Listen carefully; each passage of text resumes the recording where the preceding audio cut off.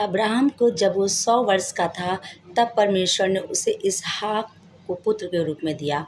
इसी प्रकार से हम देखते हैं यूसुफ को परमेश्वर ने उस गुलामी से, उस एक बड़ी कैद से निकाल करके उस मिस्र देश का प्रधानमंत्री बना दिया।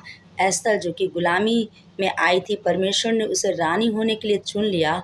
और इसी प्रकार से रूत, जिसका सब कुछ नष्ट हो गया था, फिर भी परमेश्वर ने उसका घर बसाया।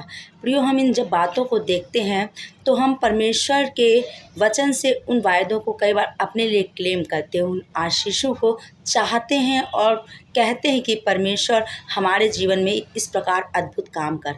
लेकिन कई बार प्रियो, हम ये भूल जाते हैं कि जो करैक्टर इनका था, जो अब्राहम का करैक्टर था, जो यूसुफ का करैक्टर था, जो रूत एस्तर का था, उस करैक्टर को हम जीना नहीं चाहते हैं। परमेश्वर का वचन मुझको और आपको आशीष देने के लिए कहता है, लेकिन वो चाहता है कि हम उस बिब्लिकल ऑर्डर में आ जाएं।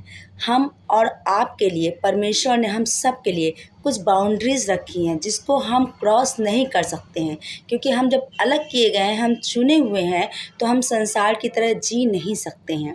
लेकिन बड़े दुख की बात है कि हम संसार की तरह जीना तो चाहते हैं, लेकिन उन सारी आशीषों को पाना चाहते हैं जो परमेश्वर के वचन में परमेश्वर ने अपने लोगों को समय समय पर दी हैं।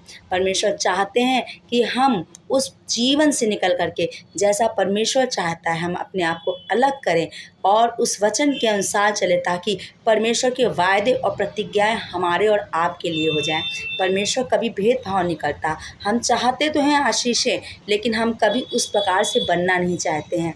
हम चाहते हैं रूत की नाई हमारी आशीषें हों, लेकिन कभी हम रूत की नाई बनना नहीं चाहते हैं। रूत का सब कुछ खो गया था, तब भी उसने अपने परमेश्वर को और अपनी उस बूढ़ी सास को उसकी जिम्मेदारी उठाना छोड़ा नहीं। प्रियो, वो सच्चाई से, खराई से चलती रही प्रभु के मार्ग में। इसी प्रकार से एस्तर गुलामी की दशा में लाई गई थी, लेकिन उसने परमेश्वर के मार्गों में चलना नहीं छोड़ा।